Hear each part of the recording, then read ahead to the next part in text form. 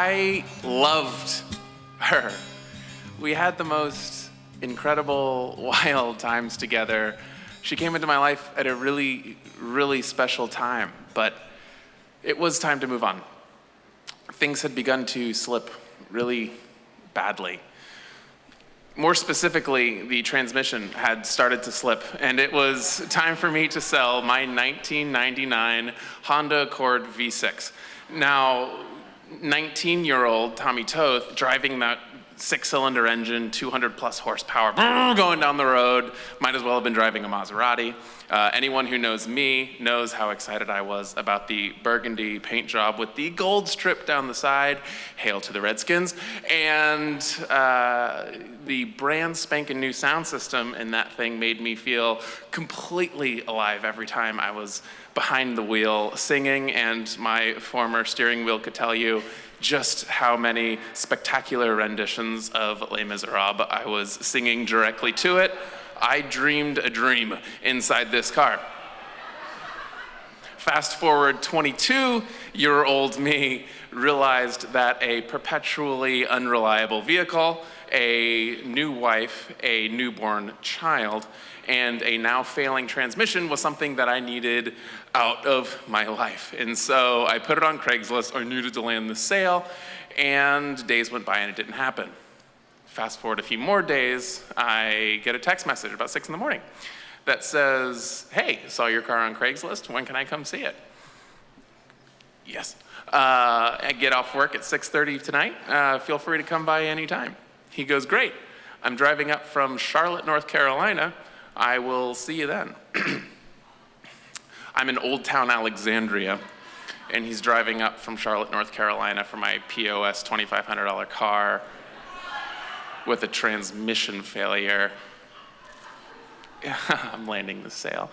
So in any case, flash forward to 4:30 p.m. I'm sitting at my desk at the office and get another text message that says, "Hey man, drove through the neighborhood, found your car, looks great, can't wait to see it."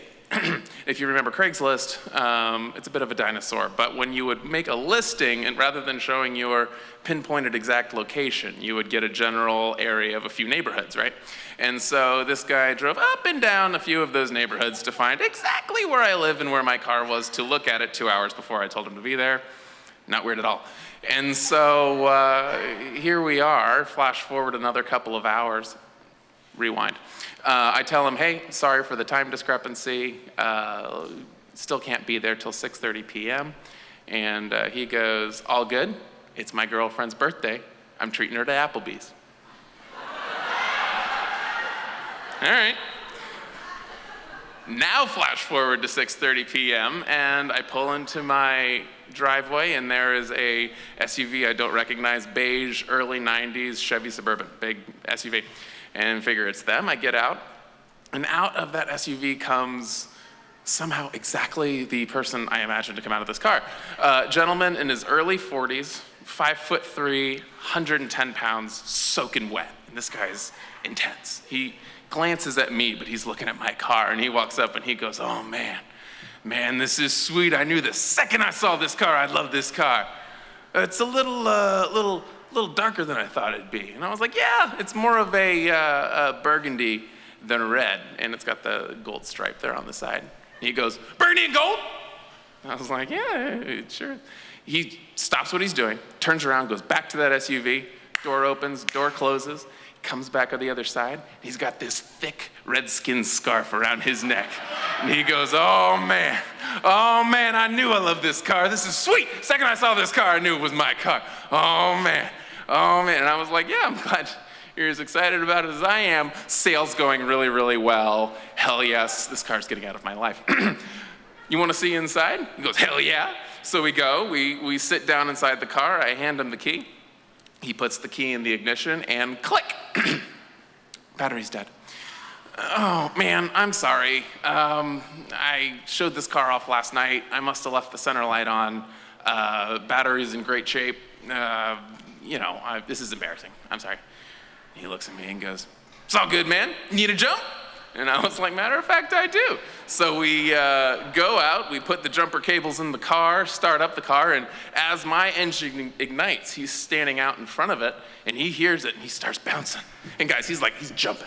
And I get out of the car, and he goes, oh, this sounds great, man. Oh, I love this car. Oh, it sounds just like my mama's Honda.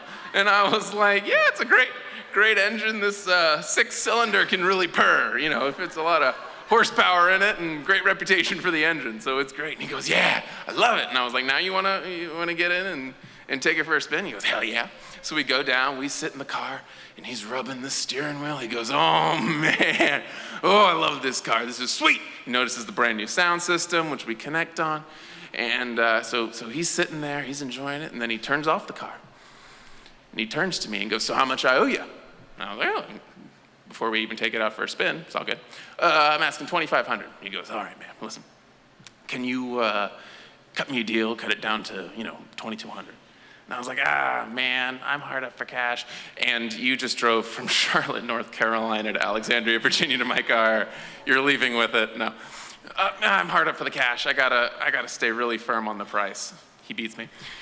And he leans in again and goes, listen, man, I could pay you the $2,500 in cash right now, no problem.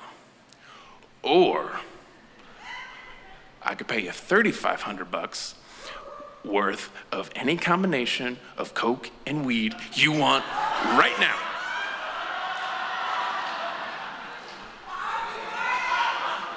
I was like, man, thank you very, very, that's so generous. I really appreciate that. Like I said, I'm hard up for the cash. I'm not really a user, and I would have no idea how to offload your product. So I am so sorry.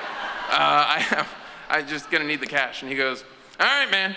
Slaps his wallet, pulls it out, opens it up, and starts pulling out crisp, brand new $100 bills. 22, 23, 24, 25, slaps it in his hand, hands it over to me, and I take it as enthusiastically as he is about to take my car. And I say, let's go sign the paperwork. So we go out behind the car, I sign my contract and his, hand it over to him. He takes it in the pen and goes, Susan, get your ass out here. And out of the SUV walks the lady who is the friend's mirror opposite of the gentleman I'm signing this car away to.